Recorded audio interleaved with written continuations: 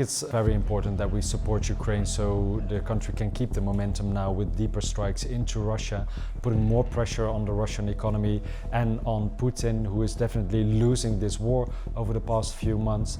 We have to make sure that Ukraine gets more support in air defense. We have to do more for our own security, and that we have to build a stronger Europe within a strong NATO. We've been way too naive and way too lazy for way too long.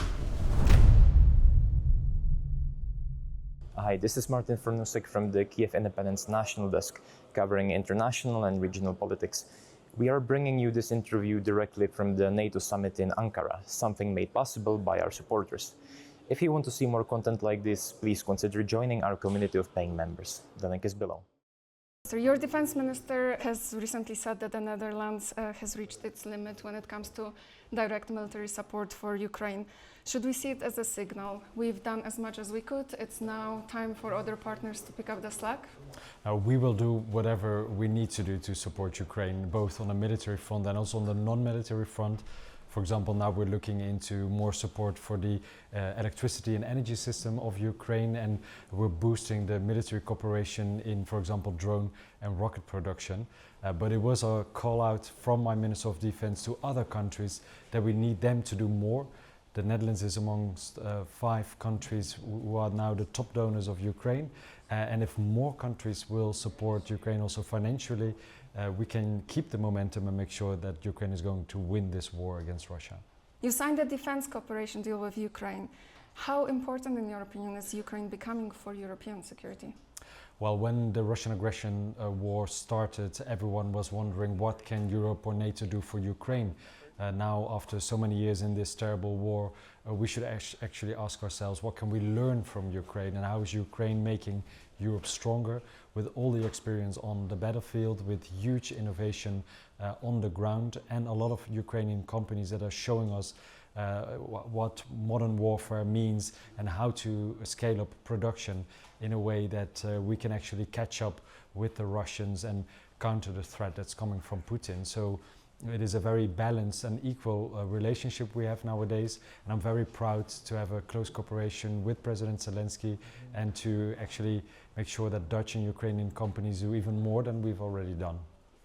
And following up on that, President Vladimir Zelensky renewed the push for Ukraine's NATO bid, arguing that, as you say, those increased capabilities can strengthen European security. What's your opinion about this argument? Do you think that this indeed strengthens the Ukrainian NATO bid? I've been very clear also today during the NATO meeting. The future of Ukraine is in this family. So we support Ukraine's ambition to become a member of the EU as soon as possible. And also I underlined that in Washington, we've all promised as NATO countries that the future of Ukraine is also as a NATO member. So as soon as this war is over, we should make it very clear to Moscow that Ukraine is part of this alliance. Speaking about war being over, some people are saying that there are hopes that this summit could bring the revival of US-led peace talks, but hasn't the past year showed us that this is a failed strategy? In your opinion, shouldn't Europe try to chart a new path instead?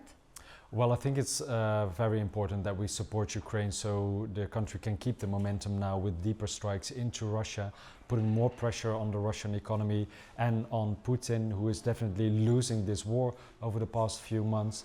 We have to make sure that Ukraine gets more support in air defense to protect Ukrainian civilians against the terrible strikes that have been going on from the Russian side. But we also have to think how to find a way to end this war through diplomacy. It is important that the Americans are engaged in this, also to put more pressure on Moscow. But in the end, it is Ukraine and Ukraine only to decide when they are ready for a serious negotiation for a just and lasting peace, and the European partners will support Ukraine in that process. We want to be part of those negotiations, but there's only one country that can decide when the war is over, and that is Ukraine. Trump, however, recently said that he believes that Russian President Vladimir Putin wants to end the war. What's your opinion on this, especially after the recent strikes on Kyiv? Well, over the past weeks, months and years, we've never seen a clear signal that Putin is definitely ready and willing to have serious negotiations.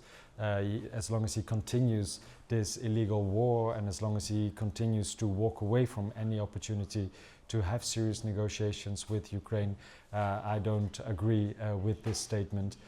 So let's make sure that we keep pressure on Putin, that at one point he will have no other option than come to the negotiation table. Last year, the Allies agreed to increase defense spending to 5% of GDP, partially because of Donald Trump. What followed, however, was a series of tensions over Greenland, the war in Iran. What lessons should, in your opinion, Europe draw about its relationship with the Trump administration? Well, first of all, let's not be distracted by every new message or tweet that comes out of the US. We have to look at the long-term relationship. We're still very important allies, both militarily and economically, and we're working very closely with the Americans, but in a modern and more mature relationship where European countries are responsible also for their own security and future. And this Ankara summit has shown that we are delivering on the commitments from The Hague by boosting defense spending, but also by boosting the quality of our defense industry, which is in the end also in the interest of the US because it's also supporting their economy and security. Was there a change in relationship with the US administration, let's say, compared to 2024? Of course, there is a new president and a new administration with a new course for the US and the US-European relationship.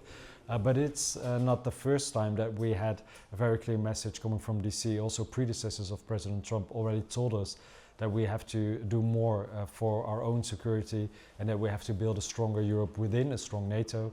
And now we're finally delivering. We've been way too naive and way too lazy for way too long. And following up on that, do you think that there is this chance that European nations will actually fall back into complacency, stop investing into defense, into support for Ukraine, hoping that, again, US will take care of everything? Yeah, I'm quite confident that we can now build on the strong experience that we already have, that we will show some concrete projects and companies delivering on a lot of technology that we need for Ukraine to win this war, but from there on also to build a stronger defense industry in Europe, together with the Americans, building a stronger NATO and hopefully a free Ukraine as soon as possible. Hi, this is Martin Fornusek from the Kyiv Independent's national desk covering international and regional politics.